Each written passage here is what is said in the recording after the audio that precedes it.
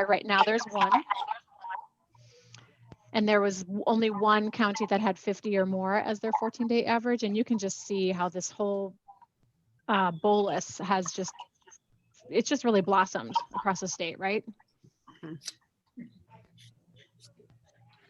So that this week there are 34 counties with 50 or more. Wow. 10,000. Yeah, that's crazy. So it's not awesome.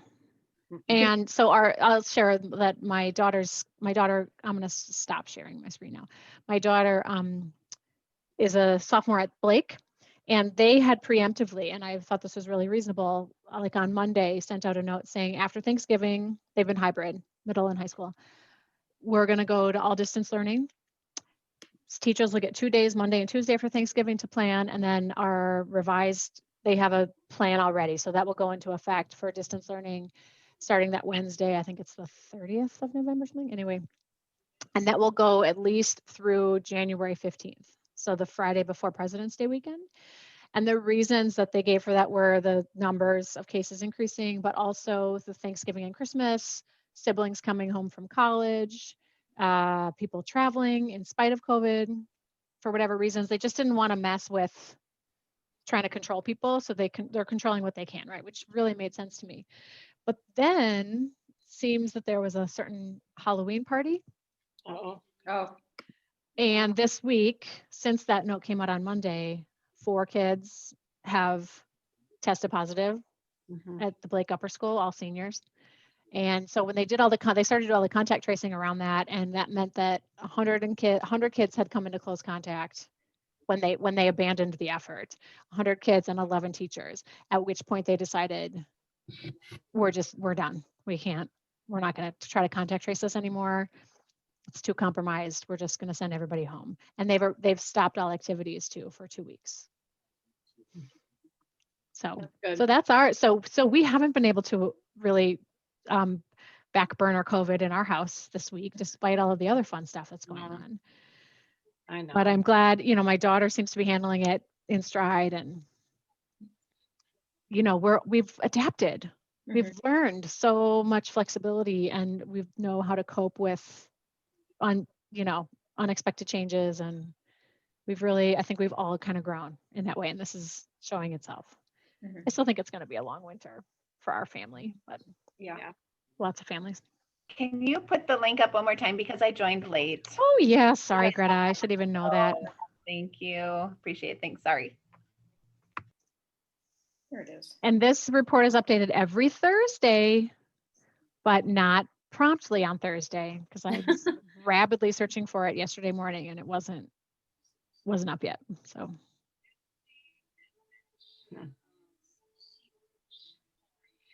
To what degree does this report then affect community ed? I mean, for those great of you question. in the districts, I mean, does this reflect kind of because San, I know like in St. Paul, you guys are completely online regardless, so it kind of wouldn't matter. But I know in other districts, they're having some in the classroom, some not. For us, it's 50 is the number. That's the recommended number, but we're a small district. So what they're looking at is our numbers within our schools too. And so they're lumping us with elementary. So whatever happens in elementary, then will trickle down and affect us. Okay. And I haven't heard anything in Inver Grove about what their plan is. So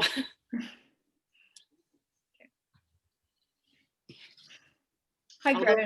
I would say my boss just did tell me to record one of my online classes. So maybe she's trying to, I don't know. My other co-teacher said maybe she wants to show it to people. Who knows? So, but we haven't had any official word yet.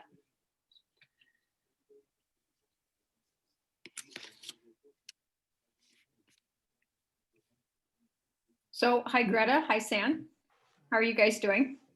Good. Actually, St. Paul just had a board meeting, and then they decided to. They were thinking about hybrid in somewhere in November, but because of the number, it's getting worse. So they postponed at least until January next year. January, I forgot the date, but in January they're gonna talk about another board meeting, and then they're gonna decide whether they are moving to hybrid or not. But as of today, no. Yeah, until at least January, sometime in January. Yeah. Mhm. Hi, I'm doing okay. Our school district is hybrid in both arenas, both areas. And like yours, Julia, we are in early childhood connected to the elementary schools. So whatever they're doing and what we're doing qualifies to be consistent through in-person or hybrid. So it's not until distance that we're going to see a big change up with our programming. So yeah. And so we're at, and we do the same thing. They consider with public health, if we had a breakout, our numbers went up for a while, but that was in a care facility. And so they consider that, and they look at what's in school and where the numbers are at. So yeah, we're coming off of a referendum that didn't pass. So our focus this week has been a little bit more of that. So anyway, so we have another 1.7 million to cut next year. So we're working to think about that. We just got through cutting 8 million over the last 2 years. So it's hard in those pieces right now. So, but I'm sorry, Greta. Is that something that you feel ECFE might be threatened? I don't think so. Okay. I don't think so. We're pretty strong. So, you know, it does help that there's some state funding that just does exist, and that we are a district that has a lot of Title I. So we've operated that way for a long time. It's not because their parents bring in a lot of money into the budget. So I think we'll be okay. You never know, but we hope we'll be okay. So, yeah. So how are your families doing the last few weeks with COVID increases and Halloween and managing alternate arrangements for trick-or-treating, and then the election and ups and downs with our temperatures? How are your families doing? We're wearing sandals Yeah. and a skirt. Sorry, had to do it. You have to celebrate whatever can be celebrated in this moment, right? So Absolutely. I dug out my sandals from the back of my closet and I said, yep, we're wearing sandals. So Yep. Shirts, that was t-shirts. Yep. Mm-hmm. We ended up doing a parade for Halloween, socially distanced around the multi-care facility, the different multi-level facilities for our elderly population on last Friday. And it was one of the sweetest, hardest things to observe. We have a couple of pictures of little ones in their costumes just up by the window, and the resident looking out and waving, and the waving back, and it was one of the sweetest things that has come from this, that I don't know, we wouldn't have had it had we not had COVID. I mean, I think there's a relationship that's starting to build. It's the same group that we went out in the fall and did a socially distanced activities with some music and writing on their sidewalks with sidewalk chalk, positive messages and sunshine and all that lovely stuff. And they are loving it. The residents are loving it, and the families are responding. So that's really encouraging. Yeah. Yeah. Trying to make lemonade, right? So Yeah. yeah, that's been good. And the families seem to be the families in general around here, I think, are weary, but hopeful. I think there's some hopefulness coming. Yeah. So, anybody else doing anything you're finding, or more to Susan's question, just a general checkup? I did a group of elementary age parents this week and K-5, parents of someone K-5. And we have 5 more weeks together. And I said, what do you guys, what's top of mind, top of heart? Like, what do you want me to prepare? And really several things, but the big answer was when I am flooded and like at 8 out of 10 emotionally, like how do I parent hard stuff too, right? Like in a way that I feel good about. And so I think parents are still continuing to feel really underwater and overwhelmed and like shame, like they're not doing a good job because they're so they're hard on themselves, and so I think it's tough. Worried about catastrophizing into like this is going to result in permanent damage to my child, either in terms of social development or actual physical safety with COVID. Like there's a lot of fear.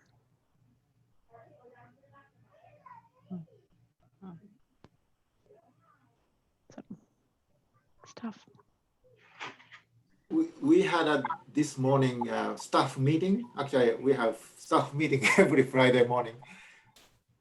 But today topic was check in with the staff members, not just family we serve, but just our supervisor asked each one how they are doing, and then almost, I should say, all of them, the staff, teachers express their, overwhelmingly,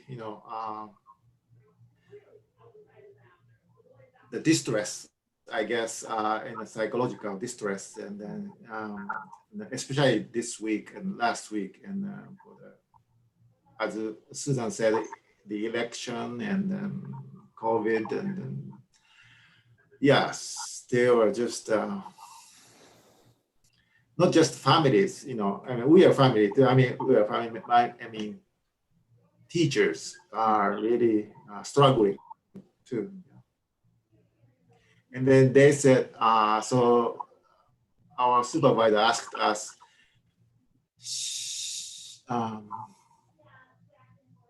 to list, to share what you are grateful for. So gratefulness, she went to many, the supervisor, went to many workshops and, read a lot of books. And then she got some idea from Dr. Sood, I think, Mayo Clinic. He's a doctor, and he writes books, and then he talks about how to cope with those stress and something. So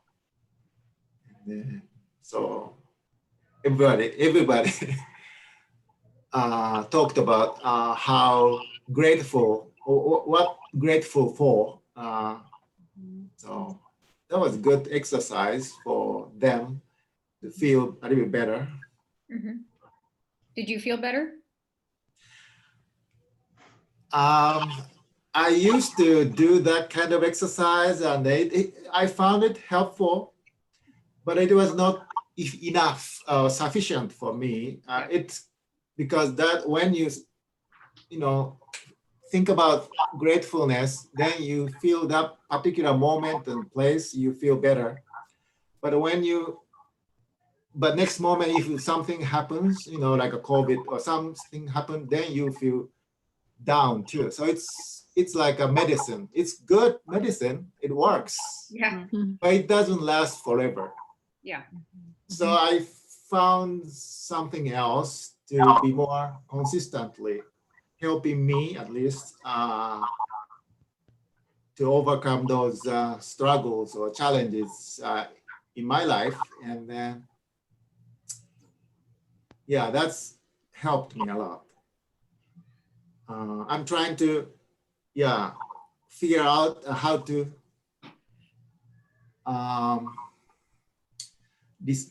disseminate this idea that actually it's not an idea, but it's a great idea that helped me to stay,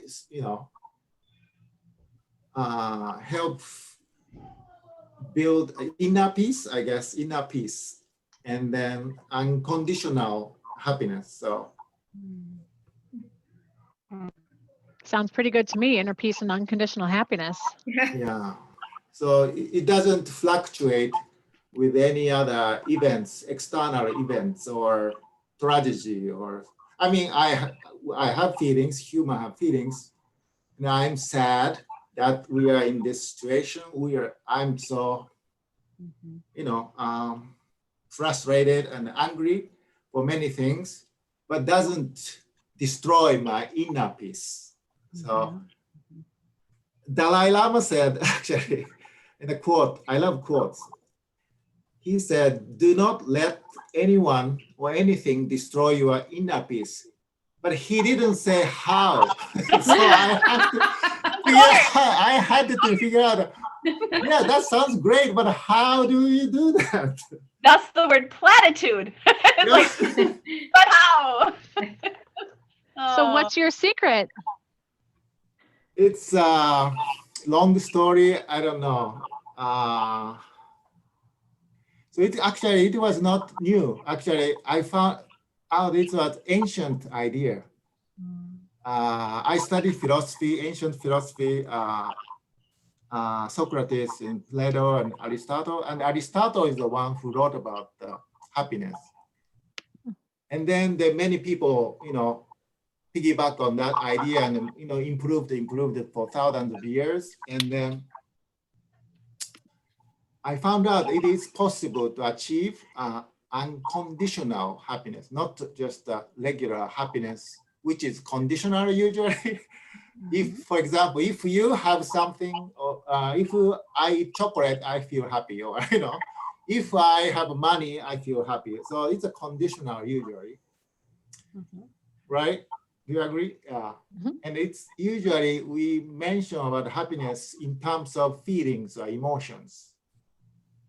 But there is another dimension of happiness. I've, found out that it's a cognitive happiness. We use cortisol, not the limbic system, the emotional, happiness.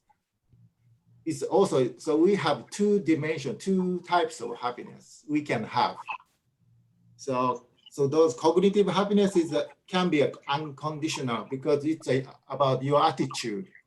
It's about what you want to feel. It's not what you feel, but what you want to feel. You can differentiate. You can actually even select, control what you want to feel.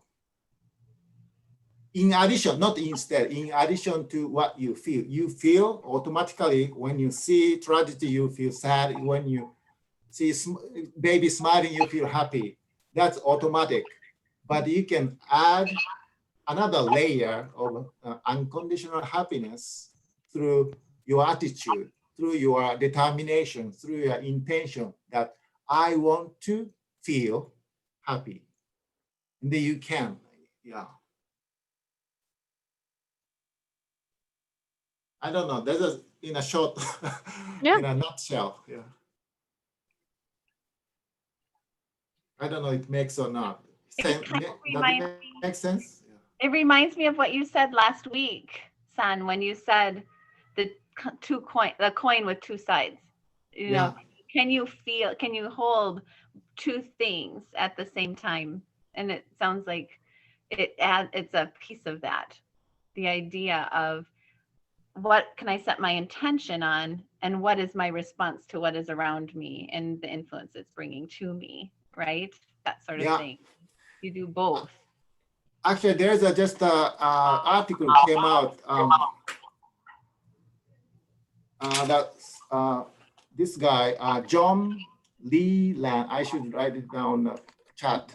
He wrote a book called "Happiness is a Choice You Make." Hmm. So a journalist, interviewed many old people, okay, 85 or older people, to find out what's the secret, what do they do to live long and happy. So I don't know the detail. I haven't read the book, but you might want to check out. I'm gonna write it down. My initial response, or one thing that pops in my head when you bring it up, is the idea when I was younger and learning about family dynamics, my concern about disregarding the emotion that you are feeling in order to be right with the feeling you should be feeling. And that's, I guess, my only tension with some of this is I don't know that. I guess that's all I can say. I mean, that's all I want to say is that there's a tension there between what is good and right and better and real. And that's what, and I think that's, again, this holding and not disregard. I appreciate that you said not to disregard what you are feeling. The right. You guys got to have more words on this. Mhm. Susan, Sarah, Julia. Yeah. Yeah.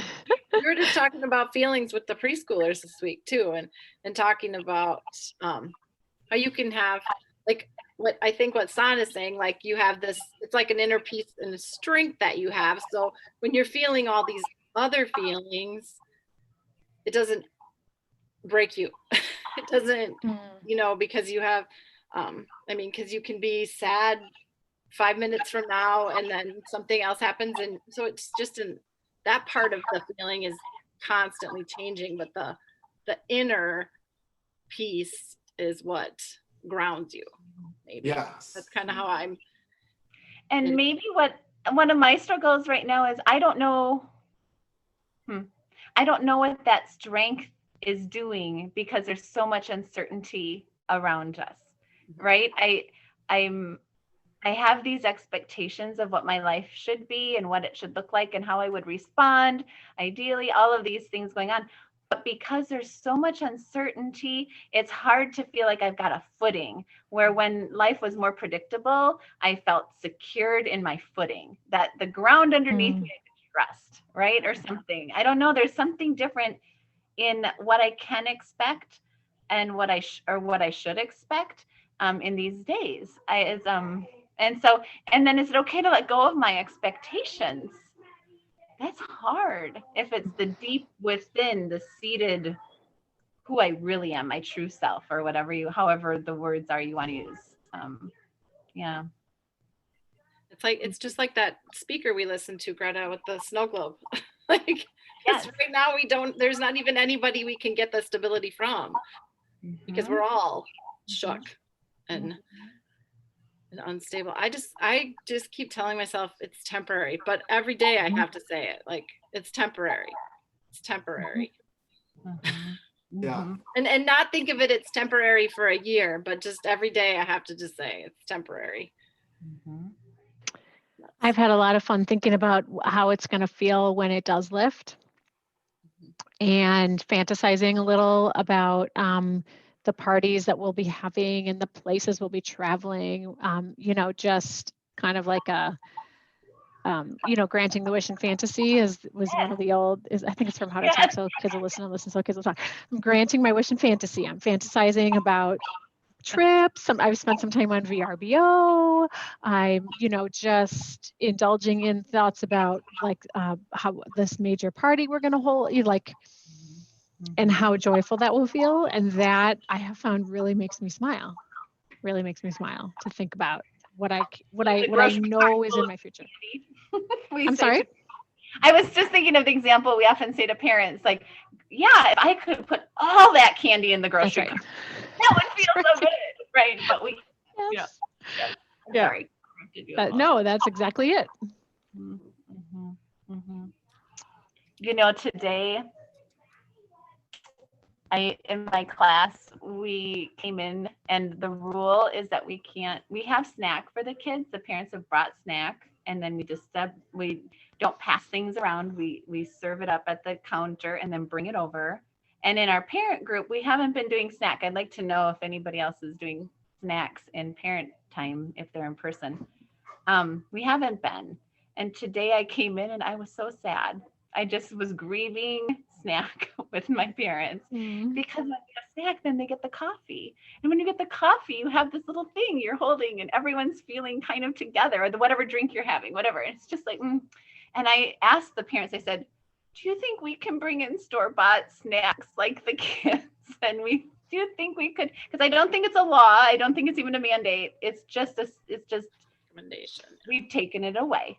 We've taken it away in the process of this. And so today I had one of those little Granton fantasies that I think might actually happen. We might have Fun. next week that store-bought, individually packaged, but it'll be something that tastes of a place we've been before that I really miss.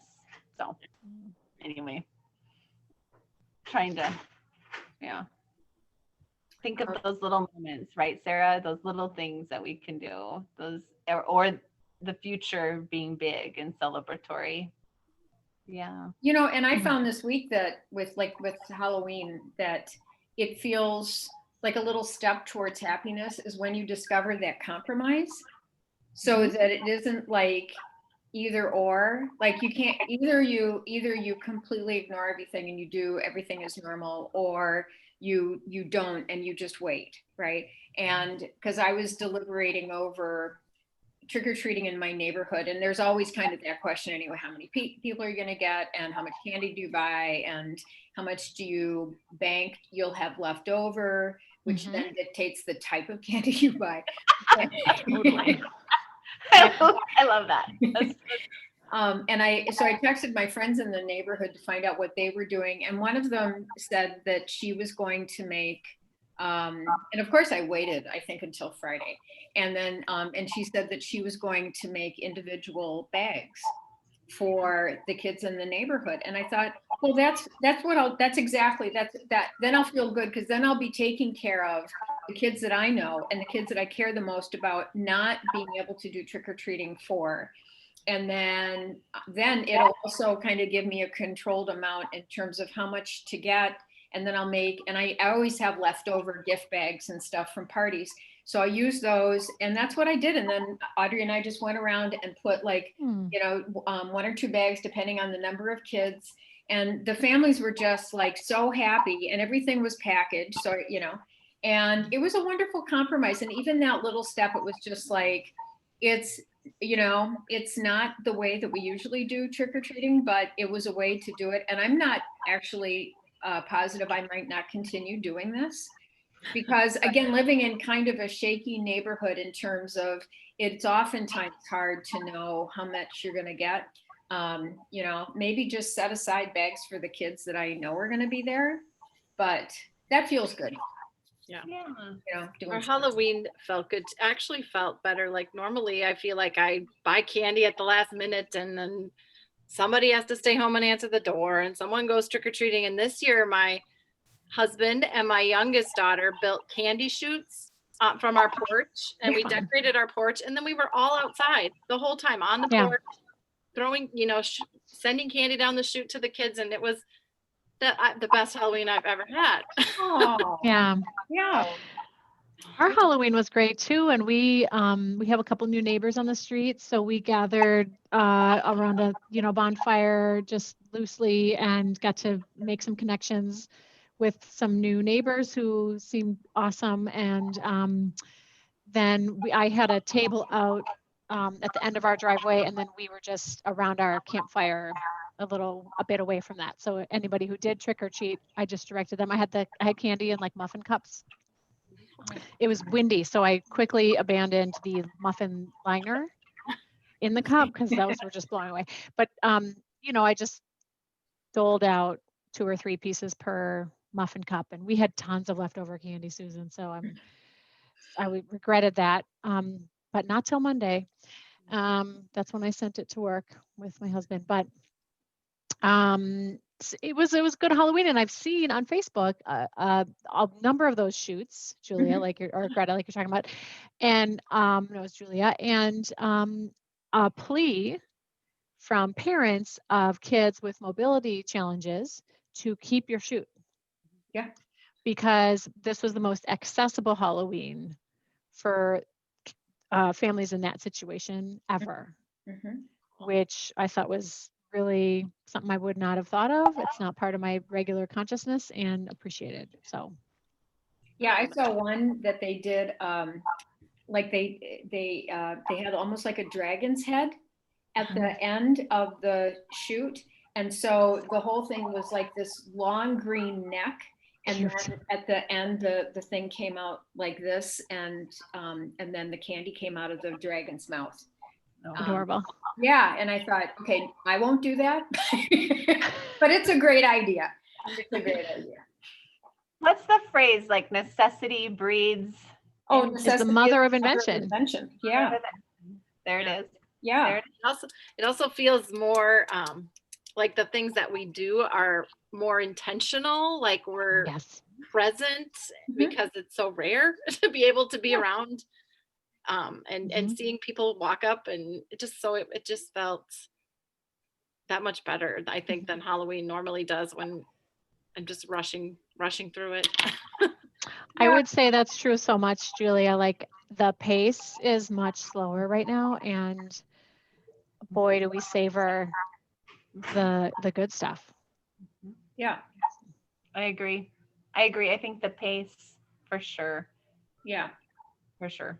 Intentionality. And remember when all of this, like in the spring, I could walk out at Tuesday, Tuesday at 3 o'clock and it would feel like a Sunday afternoon, like nobody was out. And, and so as things have gotten back, I mean, traffic has picked up again, but gas prices are still low. I mean, I don't want any businesses to suffer. That said, when people report on the reduction of air pollution, and sort of that fast-paced life. So I think one of the, I really appreciate this discussion because I think there's what is sort of getting back to normal, but I also got excited about sort of the discoveries that people are making because of this, that when it's on the other side, people will continue those discoveries, and I think one big way is going to be employers and teleworking, because there's so much of that I need to see you to know that you're working kind of mindset, when we perfectly well know that if you walk around, you're going to see solitaire on people's monitors and things like that. But you have all of these workers that are, they're saving their commute time. They're able to start work not as stressed because they didn't have to deal with commute. And especially, I think that will be a benefit for people in the wintertime. I know that for me, if I teach online, I'll look at a weather report and see that there's going to be snow and no, I don't need to be on those roads, So I'm hopeful that on the other side of this, there will be some of those discoveries and takeaways too, that we'll continue to do and will kind of be more progressive because we've been pushed into doing things more progressively. I will share one other thing, one other silver lining, which is back to my daughter who's a sophomore in high school. So they've been going every other day until this week. And some kids go Monday, Wednesday, some kids go Tuesday, Thursday, and then they alternate Fridays. So the kids who go Tuesday, Thursday have that Thursday, Friday couplet every other week. And a friend's parent, a friend who is a parent of another sophomore who's on the Tuesday, Thursday group, said that her daughter on Thursday night one week was like, Mom, I cannot handle 2 days of school in a row. Like, I can't even imagine going back tomorrow. And I thought, isn't that an interesting, like, granted, the learning pacing is different because of the no school days, so they kind of load up on the in-person days and then they leave them alone on the not at school days to like get it all done.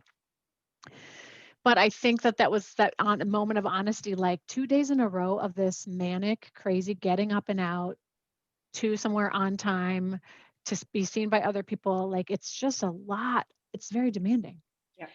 And she couldn't imagine doing 2 in a row felt really heavy, and take that to the extreme that we used to live all the time, which is 5 in a row. And I think about like how tired our kids must have been and how they don't have to feel that way right now, ragged and run down and stressed, and like we've lifted so much of that off of their shoulders Mhm. with this. So I think it's for there are certainly challenges, mental health challenges to the COVID restrictions, but sleep and pacing is good. And also, even though COVID is there still and that sickness, they haven't, I mean, they're not run down and getting sick all the time. I mean, knock on wood, but Right. it, it's just, they've been healthy, and all the kids Yep. that I know, and no runny noses and Yeah. I mean, I have to wonder if masks won't become ubiquitous anyway, like on airplanes and just in those big public spaces. Like I feel like that will become a much more common, because we're all protected from all the other stuff too, by virtue of the masking and the distancing. So Yeah. if That'll be we do less- that, I was curious, is masking in this, especially American or Western world, is like a negative thing in general, not just because of COVID, but in general? Because I came from Asia. Asian people wear masks all the time before Yeah. the pandemic, before it's just a normal thing, and they don't see any negative thing about the mask. I wonder if it's because the government told us to do this. I feel I have some family that's in Japan, and they would say it's just what you do. It's part of the culture. It's just a part of it. It's not something that it's just, yeah, like, so I think you're right, Sam. I think we're different. It's different here for probably more reasons than what I just said, obviously, but sorry, go ahead. no, I was just gonna say, I was gonna ask you guys what you thought. I was worried about kids, thinking of the exchange, and I don't know how it's going in the elementary school, and our kids in preschool don't have to wear it, but when they came in with their parents, they had to have masks on, and not one child touched it or asked to take it off or anything. So it's more, I feel like it was the adult thinking that I was thinking they're going to be all, and they're not, at least from my experience, they're good. So There is I was looking for the editorial that I read early, like April, about American aversion to masking, and this, it's like per individual freedom, like you can't make me do it kind of stuff. But it's also, there's some racism, there are threads of racism, I think, in it, because cultures, including Asian, but Muslim cultures, who are it's just fluidly comes and goes in their culture for religious reasons or other reasons, cultural reasons. That is, for some people, not there's racism laced in that. Like, that's not who they are. You can't make me wear a mask. I don't want to look like that. Oh, I see. Does that make sense? And so there are I can't find the piece that I think maybe it was in the Atlantic, or it was a substantial, like, long form journalism piece about it. And so I think it also gets, unfortunately, like so many things, go back to the racial hierarchies in this country and the deeply seated and unnamed systems that put whiteness at the top and things that are white at the, so I'm afraid that that's a part of it.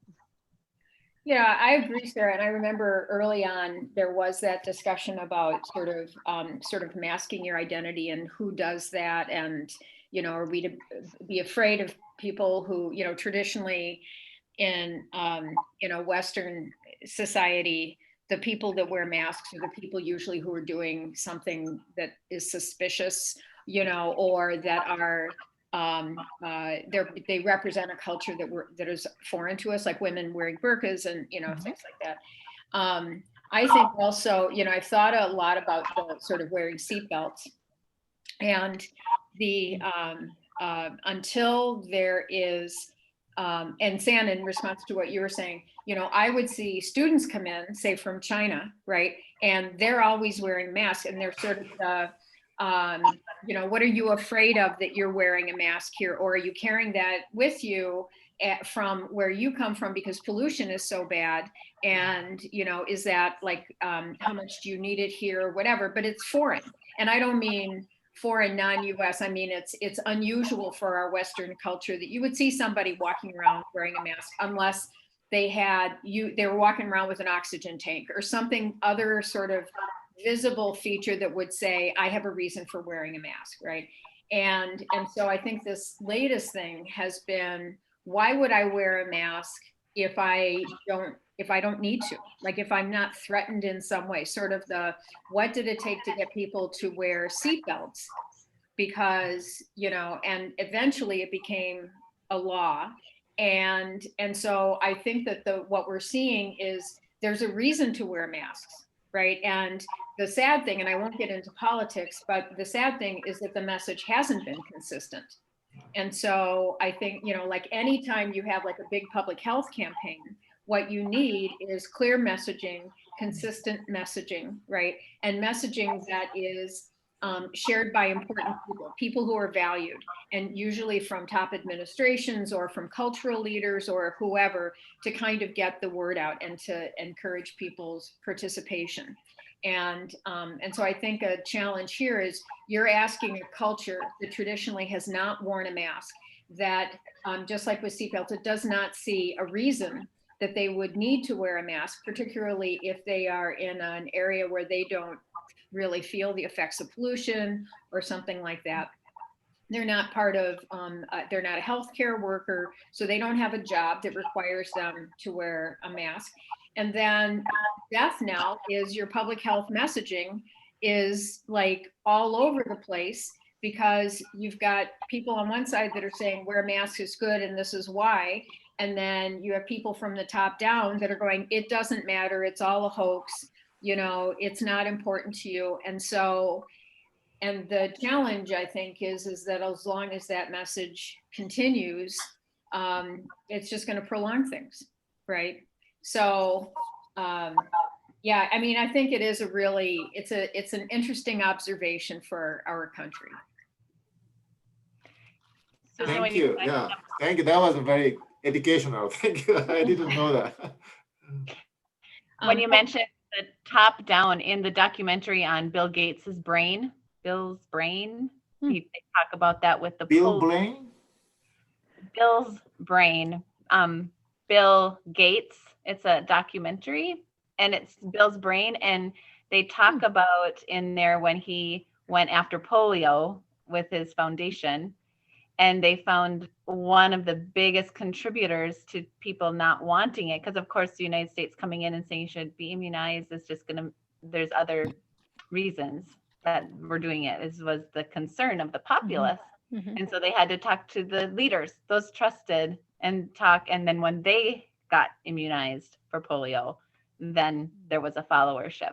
And it was really interesting. It speaks to what you're talking about, Susan. Yeah, I mean, I've worked in public or in employee health in a corporation years ago. And when the CEO decided to quit smoking, you know, not only was there all kinds of advanced messaging then about not, you know, but there are also resources that came about that we never had before for employee smoking cessation and support groups and, you know, things like that. So, so in addition to the messaging, I think once people at the top sort of buy in, they also, they care about things and they start making things happen. Turns out leadership matters. I know. Wow, Sarah, that's good. Before we break, I do want to, there was one thing I was thinking with Sam this week that came across my email from Common Sense Media. I'm going to share it here. And it's about these tools for building mindfulness in the classroom. And a lot of these, as you scroll through, are apps. But Sarah, I'm also thinking the population of parents with kids like K-5 and that sort of thing. So a lot of this is like helping children breathe, relax, kind of, get more in touch with things. So, Cool. Thank you, Susan. yeah. Yes, thank you. All right, team, have an awesome weekend. You too. Thank Whatever that you. means for you. See everybody next week. Next week. Yep. Bye. Thank you. Bye.